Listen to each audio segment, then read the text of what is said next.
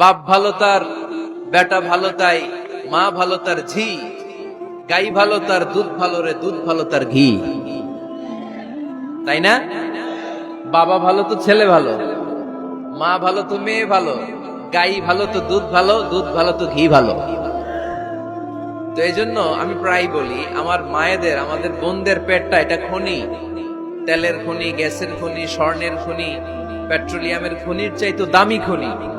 কারণ এই পেটগুলি ধারণ করেছে পৃথিবীর বড় বড় অলিদেরকে, এই নারীদের পেটগুলি ধারণ করেছে নবীদেরকে।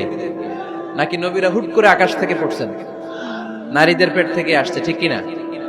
এটা যেমন সত্য, আবার পৃথিবীর সব টেন্ডারবাজ, চাঁদাবাজ গুলো এসেছে নারীদের পেট থেকে।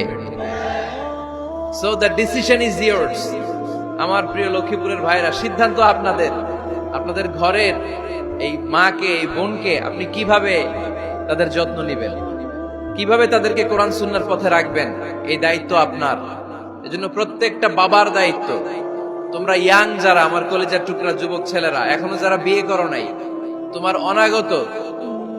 তোমার অনাগত ভবিষ্যৎ প্রজন্ম তোমার বউয়ের পেট দিয়ে আসবে।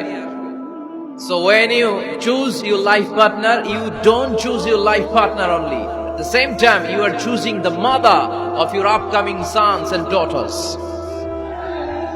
আপনি যখন বিয়ের জন্য মেয়ে খোঁজেন, আপনি শুধু মেয়েই খোঁজেন না, পাশাপাশি আপনার অনাগত যে ছেলে মেয়েগুলো দুনিয়ায় আসবে তাদের মাও খুঁজতেছেন, ঠিক কিনা?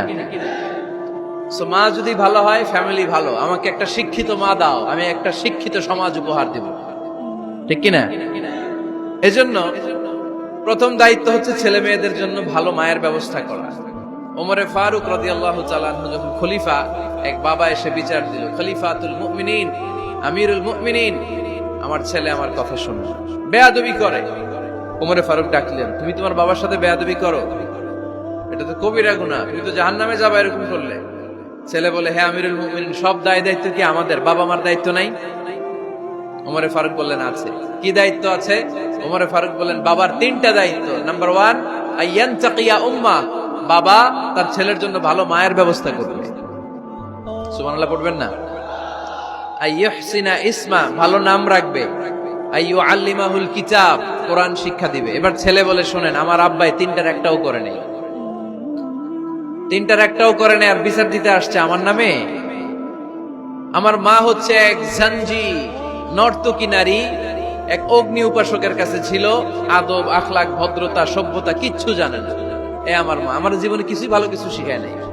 নাম্বার 2, আমার নাম রাখছে সাম্মানি জুলা, ইয়ানি খানফাসা, আমার নাম রাখছে সামসিকা। নাম কি? এটা একটা নাম হইল? ওয়ালাম ইউআল্লিমনি হারফাম মিন কিতাবিল্লাহ, আল্লাহর কিতাবের একটা অক্ষর আমারে শিখায় নাই।